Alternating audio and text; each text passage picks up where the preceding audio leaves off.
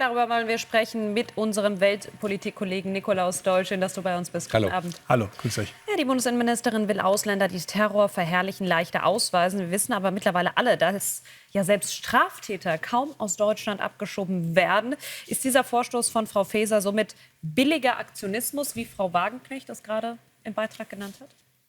Vielleicht ist es billig, das jetzt sofort zu verwerfen und es sofort als billigen Aktionismus abzutun. Diese Gesetzesverschärfung, wenn sie denn kommt, darüber können wir noch reden, ist zumindest mal inhaltlich richtig. Wer Gewalt verherrlicht, wer unseren Staat herabsetzt, wer gegen Israel und gegen die jüdische Gemeinschaft hetzt, der hat hier in der Tat nichts verloren. Und da reicht ein Tweet und das kann man ruhig in ein Gesetz gießen. Ich finde das richtig. Die Frage ist die der Umsetzung und da wird es schwierig und ich glaube nicht, dass es funktioniert in der Praxis. Warum? Warum? Weil, wie im Film ja schon zu hören war, erstens, wenn es kein Rücknahmeabkommen mit dem entsprechenden Land gibt, dann kann ich 10-mal sagen, ich möchte abschieben. Ich kann es dann aber auch nicht. Was mache ich mit Leuten, die ihre Pässe weggeworfen haben und ihre Nationalität nicht preisgeben? Wo schiebe ich die denn dann hin? Was mache ich mit Leuten, die einen Post gesendet haben, die identifiziert wurden, die man jetzt abschieben will, die aber aufgrund anderer Gründe in ihrem Heimatland mit Tod und Folter bedroht werden? Schiebe ich die dann ab? Die Frage kann man stellen und das ist schwierig. Wir können es zusammenfassen. Wir haben hier in Deutschland rund 50.000 Personen, die sofort ausreisepflichtig sind. Die sind nicht geduldet oder irgendwas und die müssten das Land umgehend verlassen. Und sie tun es nicht, weil es nicht funktioniert. Deswegen bin ich, was das jetzt angeht, in der Umsetzung des Gesetzes skeptisch. Also die Schwierigkeiten, die hast du gerade genannt.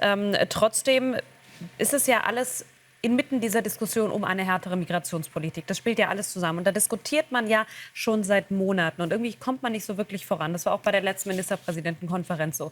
Ist es einfach so, dass man mit SPD und Grünen, beziehungsweise den linken Flügeln von SPD und Grünen, da gar nicht vorankommen kann?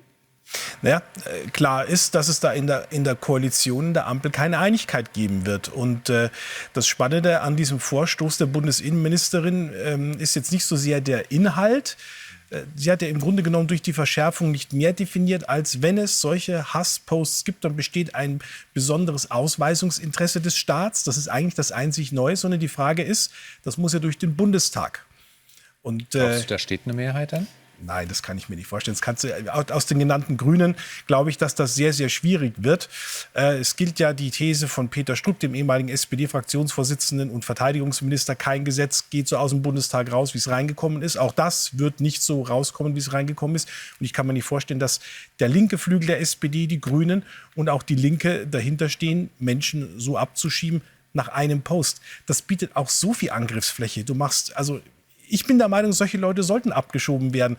Aber es macht es natürlich den Grünen und den Linken auch sehr leicht zu sagen, wie. Da schreibt einer 3 Sätze und dann schmeißt ihr den raus und ihm droht irgendwo im Nahen Osten dann der Tod. Das wird heftige Debatten im Bundestag geben und ich kann mir eine Mehrheit nicht vorstellen. Aber warum macht Frau Faeser das dann? Weil ich meine, die muss es ja auch wissen, dass das juristisch hoch angreifbar ist, wenn sie sowas versucht. Ob es juristisch hoch angreifbar ist, kann ich nicht beurteilen. Das müssen dann die Rechtskundigen irgendwie entscheiden. Ich denke, es gibt 2 Gründe. Das eine ist, dass man erstmal eine juristische Grundlage braucht für solche Abschiebungen. Und zwar ganz schnell. Ich glaube, dass es ein Symbol sein soll, ein Zeichen an all die, die sich hier sehr weit aus dem Fenster lehnen. Ihr könnt ganz schnell bedroht sein von Abschiebungen. Dann kannst du dich hier in dem Land nicht mehr ordentlich bewegen. Dann ist Schluss mit lustig. Kannst du dich verstecken oder kommst in Abschiebehaft. Ist nicht schön. Und das Dritte ist, wir haben bald Wahlen im Osten.